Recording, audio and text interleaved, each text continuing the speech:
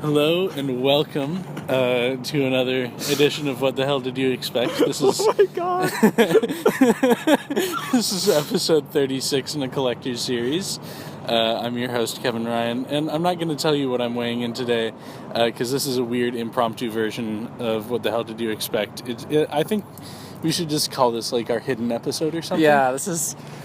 Okay, so we're standing on the pier. Pier 50. Pier 50 in West Seattle. Or no, in downtown Seattle.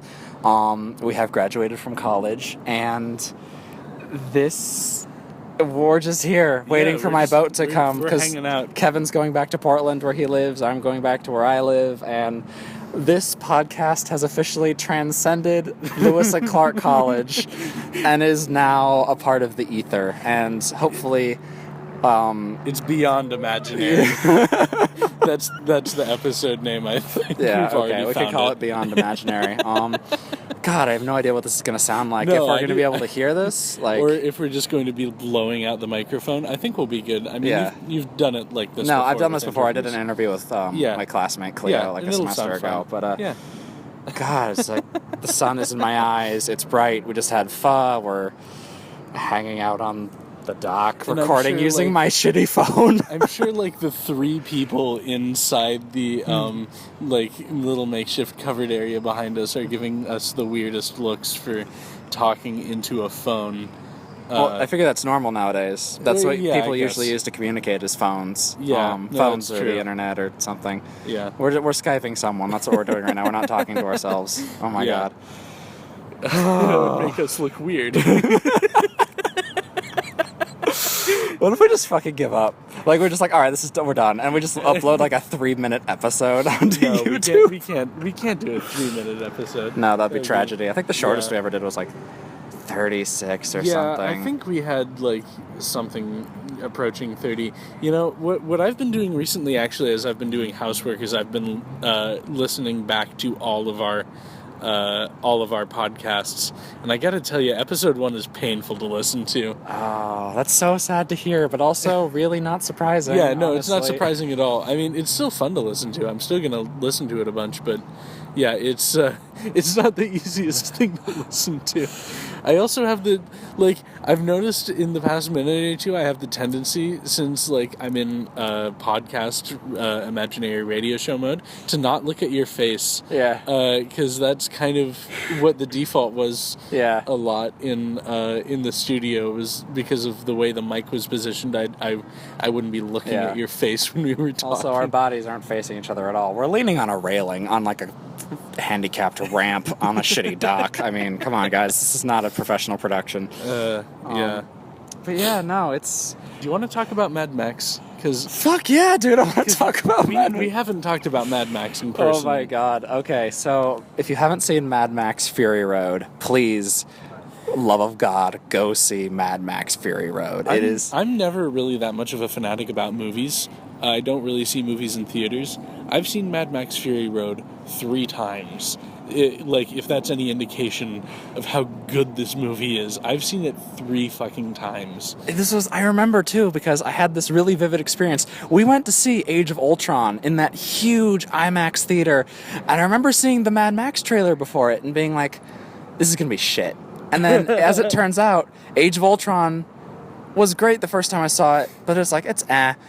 And like the second time I saw it, it was kind of like magicless, honestly. But then I went to see Mad Max, and I was just completely blown away, by the effects and the acting and the setup for it. It's such a good movie. Thank God. Yeah, it's I don't know. I really like also because it's directed by George Miller, who directed the 3 original Mad Max movies, which is really cool that he's coming back to it, because he took a long hiatus from Mad Max in which he did like Happy Feet, amongst other things, which is weird. It's like one of the children's film directors of our generation also directed like the punk post-apocalyptic desert films of the 80s and 90s. Also, 70s. I mean, I like the fact that it's not a total remake, that they're continuing on the Mad Max legacy in a very in the same style, but they're exploring a lot of really new things with it, and especially, you know, I'm really glad that they're not using Mel Gibson again. I'm glad that they didn't God, dig up no, that that old wreck,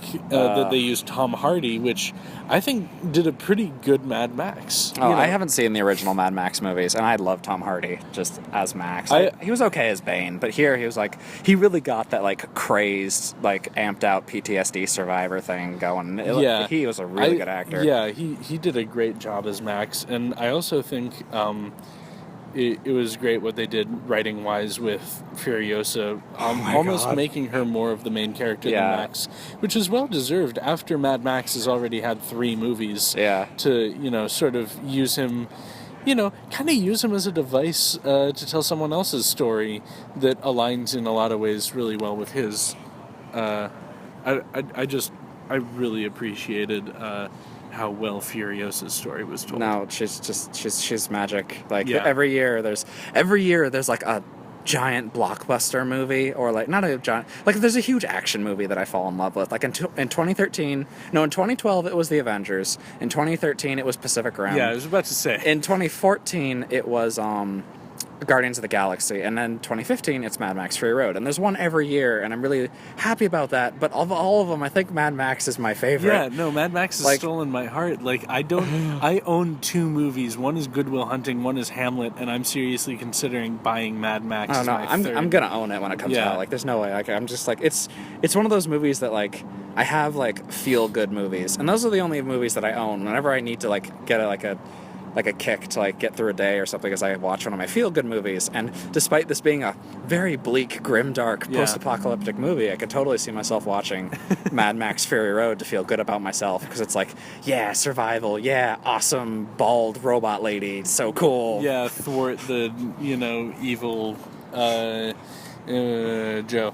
Yeah, Immortan Joe. Is that what it's? Yeah. Like, I've seen the movie 3 times, and the first part of his name was never clear to me. I always knew it was something Joe. It's a title. It's like Immortan, Imperator, War Boys. I actually saw a guy in Pike Place Market like a couple hours ago who had a shirt on that said "What a lovely day," but the O in lovely was the Immortan Joe like brand mark that Furiosa has on the back of her neck. God, I love that.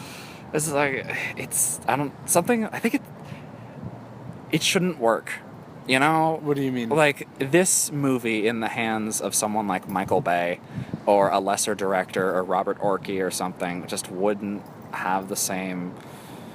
I think it's in the editing and the acting and the music and the coloring. It's just like all the detail work is right where it needs to be. I think the effects as well, because a lot of it was practical effects. Yeah, all those trucks are real. Yeah, that's so cool. That's one of the things I really have always appreciated about the Mad Max series is Mad Max was coming out around the same time that Star Wars was also coming out, and Star Wars was, you know, big, known for all the special effects. Yeah. And Mad Max was done with a bunch of practical effects. Well, I mean, they're like, okay, you see, when Star Wars had a bunch of practical effects. Yeah, when Star Wars came out, CGI wasn't a thing. Sure, but I mean, it was, yeah.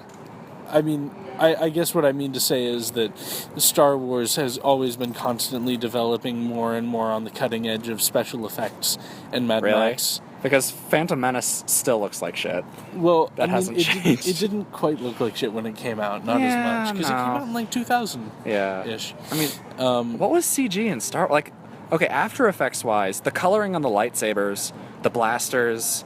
There was a lot of CG stuff in Star Wars. Really? Because all of the ships are models superimposed onto other shots of things.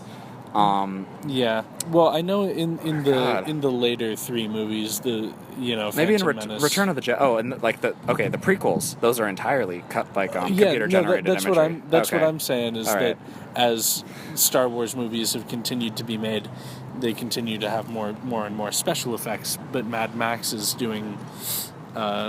still doing practical effects about as much as possible. I mean, sure, there's obviously some CG in the most recent Mad Max movie, but they weren't really relying on it especially for effects. You know, it was more just for backgrounds and stuff. Yeah, like you take away some of the before and after shots are just like really impressive. Because I remember seeing on Imgur the bits where they'd they'd show the shot from the movie where like the war rig is flipping in the finale, and like you cut to what's actually there, and the explosion is still there. It's just the rocks in the background were put in post, which is just like the truck is there, the explosions are there, the dents are there, everything. Like Furiosa's arm is CG, but it looks so dang real. It's just like what? Yeah.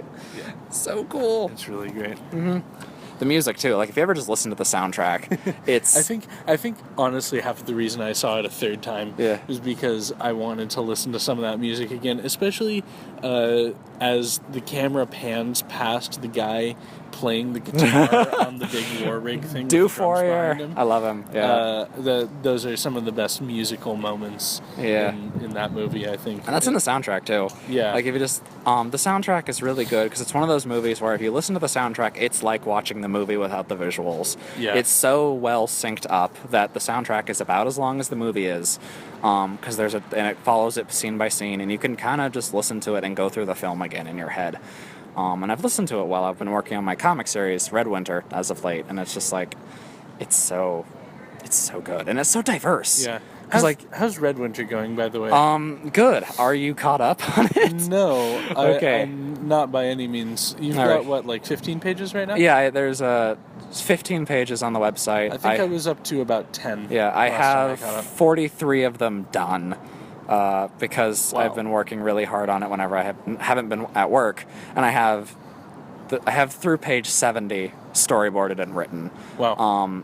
So like my storyboards are about 30 pages ahead. My inks are about 30 pages ahead of what's updated, and I actually have to update today. I forgot to do it this morning, but I have 2 new pages that are going up that are going up when I get home today. That are really crazy detailed, and I don't want to say why, but the first like really heavy illustrative pages I think that I've done, that's more like this is like a children's book illustration more than it is like a comic. Right. And you'll see what I mean when you look at it, because there's like panels. There's like a panel in there that took me 4 hours to complete. You should link that on the What the Hell Did You Expect page as well. Yeah, I should do that because hey, I make comic and people should read it because it's good and it's about gay shit in small rural towns and it's wonderful.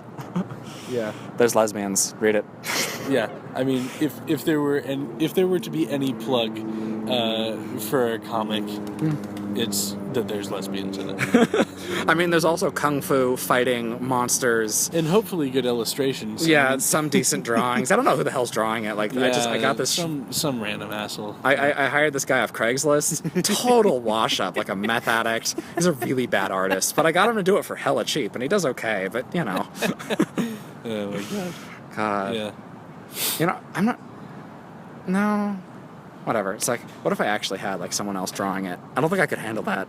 There was a story in the news like a few months ago about I forget the name of the artist, but there was this really famous artist, and it turns out that he was famous not because he was actually producing the art, but because he was making his wife produce the art and then claiming it as his own. Dude, do you remember this? No, yeah, not cool. Like, not cool at all. They were in their like 90s or something. Yeah. A few months ago when this was in a news cycle, but yeah, I mean I'm sure there are other cases of that as well where people claim that they're the artist of something magnificent when really they just sort of paid someone else to do it. I know Andy Warhol does that a lot, where he's really not actually the artist of what he makes. Well, see, that's when you apply that to the contemporary art scene, and especially like the abstract expressionist stuff in like the 50s and 60s and the pop art, it gets so complicated because you start encroaching on like it's like the workshop system where you have artists who are really concept artists who think of an idea and then have a workshop full of guys who will actually do it. Right. Like a lot of like the Banksy knockoff people do that. Right. Where they'll just like they'll have an idea, but then another guy will like take a stencil of it and like put it on a brick somewhere or some shit or whatever.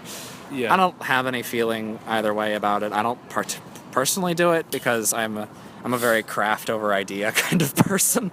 Yeah. Not that ideas, you should have a good idea, because if you don't have a good idea, your thing's going to suck, but, Yeah. God, art's hard. Yeah. No, art is really hard. I mean, not that I've been doing much art. There's actually, but I actually have an example of what you're talking about. There was a famous Japanese composer who was in his 50s, I think, who recently, in the past couple of years, got revealed to have been wholesale taking his compositions for famous like animation projects and television programs, just lifting them from like American composers and symphonies and things. And it was recently revealed, and like almost none of his like high profile work is his own. It's just like, wow, he got away with it for years, just years. I don't know how you do that, but some crafty motherfuckers. Yeah. I mean, I guess, it's not like Japan is particularly cut off from the rest of the world. Nah, especially not now. They love our movies. Yeah. Like, Hollywood is really big in Japan. I guess, I've often thought, wouldn't it be cool to either go back in time with a bunch of, schematics for future technology, or even just go to a third world country where none of that is even available and, bring it and, be lauded as the hero who's responsible for all of that. Oh, you white colonialist, so you. I know. No, what I want to do, I want to go back to the 1700s and bring back Velcro. And patent Velcro. Instant billionaire. It's like, oh, those Skechers you're wearing? Yeah, I invented that. That's my Velcro. Yeah, Velcro would have changed a lot in the 1700s. I don't know. Well, let's imagine, like, okay, you're fighting, like, the Revolutionary War, and, like, you're George Washington, and you're mucking through the swamp in, like, light-up Skechers from the 90s. Like, you know how much that would change? Yeah, that's true. That might change a lot. For one, you would give away your position to the enemies at night. Yeah, but it'd be such a good intimidation tactic. Like, you're playing, like, fucking Mozart coming over the hills, and they just see, like, this light show, and they're like, what the hell is that? In, like, the superstitious, like, home front That's 1700s. I don't think Mozart was alive before the Revolution, though. Was he? When No, did Mozart live? Am I getting... 1800s, I'm Oh, pretty shit, sure. never mind. Well, I don't know, actually. Beethoven, then? I'll need to fact check. No, Beethoven was after Mozart a little bit. Well, fuck me then. I'm getting these really wrong. Well, I don't know. Who was I a don't know exactly. 1600s composer who everybody liked? Handel. Sure. I don't like Handel. Shakespeare, yeah. Shakespeare composed music. I'm trying to go to the Oregon Shakespeare Festival at some point this summer with Adasa. Like, we're going to go camp. Yeah. And I looked on their website, and, as usual, they've got a ton of non-Shakespeare stuff going on. But they've got 3 Shakespeare plays. Much Ado About Nothing, which is a great comedy. Yeah. Antony and Cleopatra, which is a really good drama. Yeah. And then they have Pericles, Prince of Tyre. Isn't that the shitty one? Yeah, that is the shitty one. Aww. That is the one that our professor Lyle Asher refers to as the worst piece of Shakespeare ever written. It's kind of widely believed also that since the first 2 acts don't really even read like Shakespeare, just in terms of the prose and poetry. Yeah. That it was... the plot was remembered by someone, but they didn't really write down the first 2 acts, and they had John Gower write down the first 2 acts later. Yeah, that makes instead. Sense. Yeah. God, I really want to see a live production of King Lear, which is something I've never done. That would be great. And I like Lyle Asher again, impacted me forever because of the King Lear class. If you want to see a really good live production of King Lear, it's like on DVD, but I know Masterpiece Theater did one where Ian McKellen was playing King Lear. I've seen that one. I've seen that one and the BBC one, but I want to see it in person. Oh, not recorded. Okay, yeah.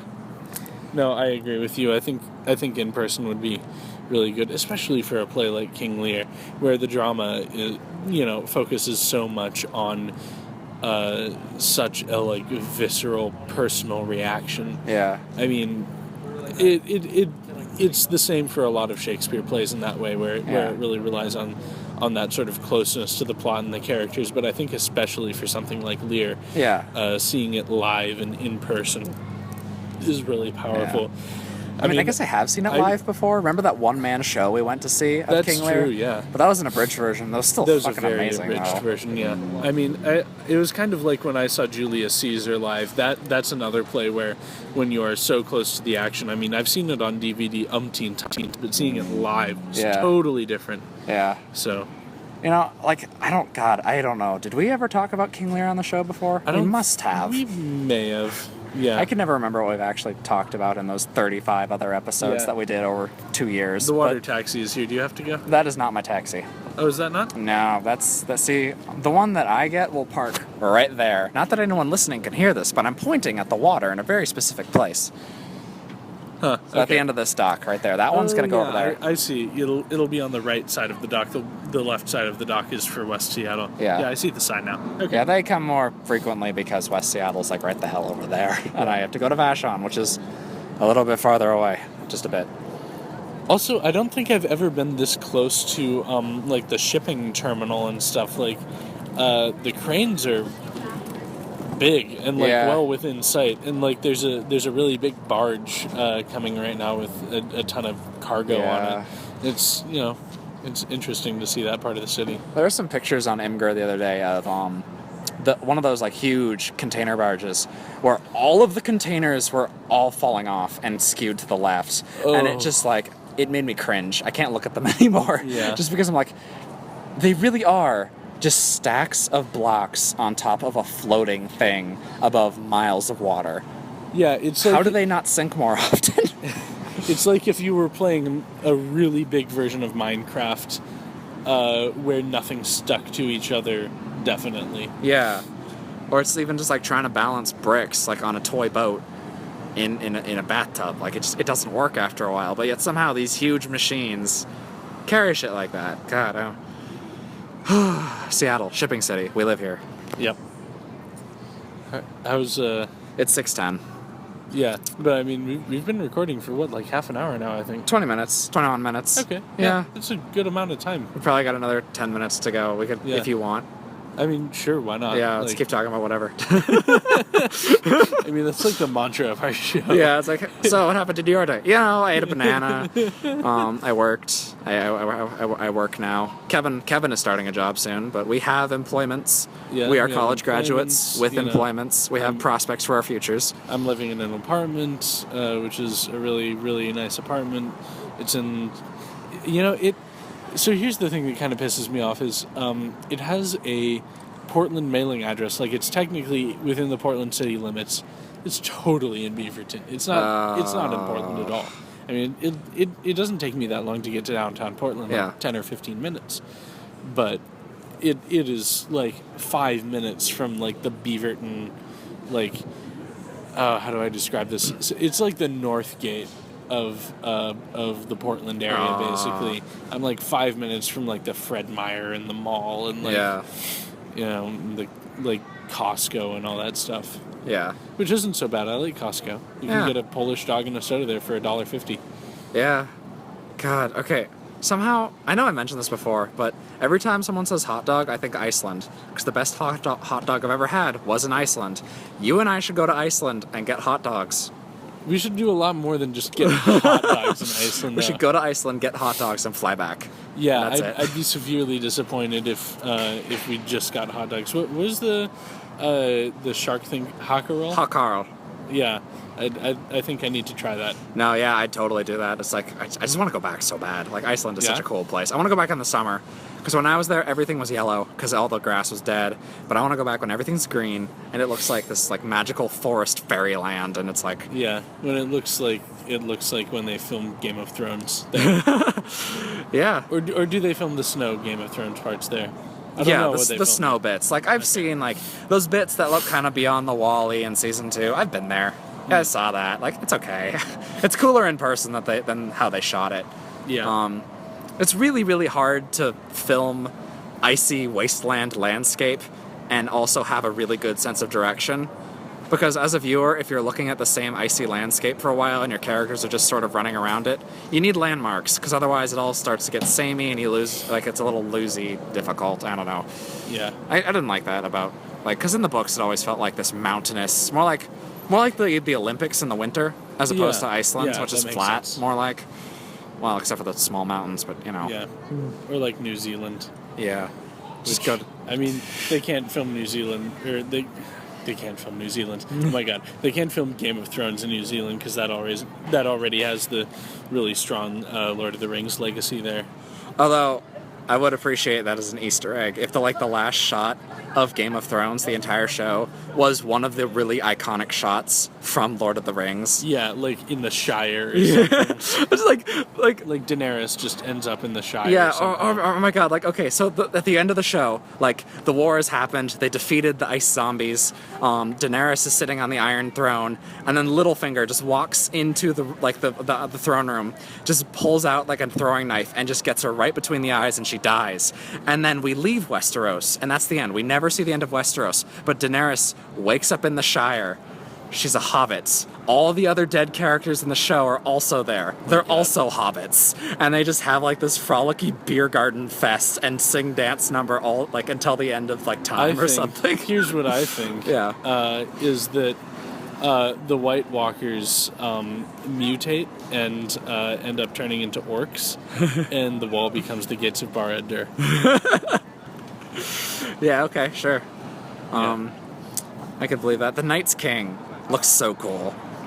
The one that I photoshopped. Yeah, Kevin photoshopped my head onto the "Come at me, bro" shot from season 5, episode 8 of Game of Thrones of the Night's King, and it's his outfit is just magic and then looking. You photoshopped. Well, I haven't yet, but I want to.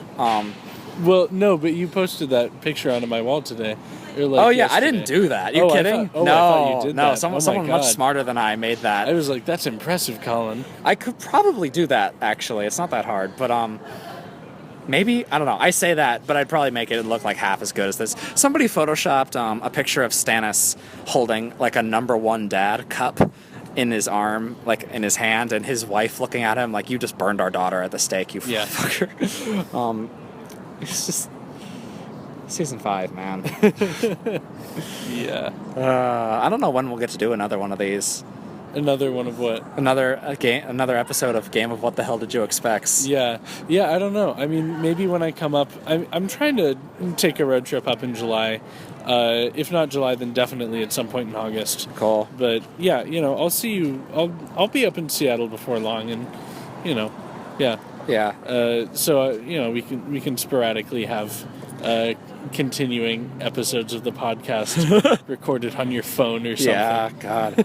Or just like apocalyptic audio logs. This is after the end. We're all dead. We're actually driving in our car to Gastown in Mad Max land or whatever. That's in Australia. But yeah, I was I want to go to Australia now and be like, civilization hasn't fallen, but it already looks like Mad Max in Australia. Yeah. Depending on where you go. Now, I need to come down to Portland too, because I've been planning on that. It's I'll come down and I'll come down for 3 days, and I'll alternatively stay with you, stay with Lydia, and stay with Caitlin, Hannah, and Heather. Yeah, and it'll be great. Yeah, we don't really have a couch to crash on. Oh my god. Yeah. Because Anna decided to get rid of our old couch because she didn't like it, because she always felt gross on it, which I was like, yeah, whatever, of course you do, it's a used couch. Yeah. But she didn't like it, so we got rid of it. Yeah. And what we were waiting for is for her parents to give us their old couch when they buy a new couch, but her parents are not fast at doing things like that, so it'll probably be September by the time we get their couch. So we're just kind of living without a couch for a while. We just have 2 comfy chairs, which isn't bad, we can make it work, but 2 comfy chairs, 3 roommates, brazzers. Oh my god. Well, or especially for when I have Adassa over and we're watching TV, it's much nicer to be sitting on the same couch right next to each other so we can cuddle, rather than in 2 separate chairs. Yeah. I feel much more middle-aged and adult about it. You ever notice in TV shows that's a middle-aged couple thing, and they'll sit in 2 separate comfy chairs with the one lamp between them and maybe a cat or a dog, but they never sit on the same couch. Yeah. I mean, I think that's something that's more circa 1960s and 70s too. Yeah. No, that's definitely true. When, they would also show couples in separate beds when they went to sleep. Yeah, what? Who does that? No. How do you fuck? Well, right. That was the point. Was because they didn't want to even hint at the possibility of sex, because it was such a thing. Yeah, I really liked that in I love that in cartoons. When I was younger, because characters like Scooby-Doo and Donald Duck, and even like Mickey Mouse, they only have nieces and nephews. Yeah. They will never have biological children because of the implication that these characters in some way reproduce. Yeah. It's just so fascinating to me that that's a thing that we still can't really do. Yeah. Like, that might... I'm putting on my tinfoil conspiracy hat right now, but that might also be the reason why parents always die in Disney movies, is to avoid the whole human beings have sex to reproduce thing. But, yeah. I don't know, we're getting a little better about that. Like, Yeah. the way Rapunzel and Flynn Rider look at each other entangled is like, yeah, I know what they're doing after they get married. Yeah. Yeah. Whole lot of boning. Oh. And why wouldn't you? They're both like the pinnacles of Western beauty standards. It's true. It is. Yeah. They look like they fell out of a Vogue magazine and just fell in love. It's hot. It is hot. Yeah. You want to wrap this up? Yeah, I feel like this is a good place to end it. Okay.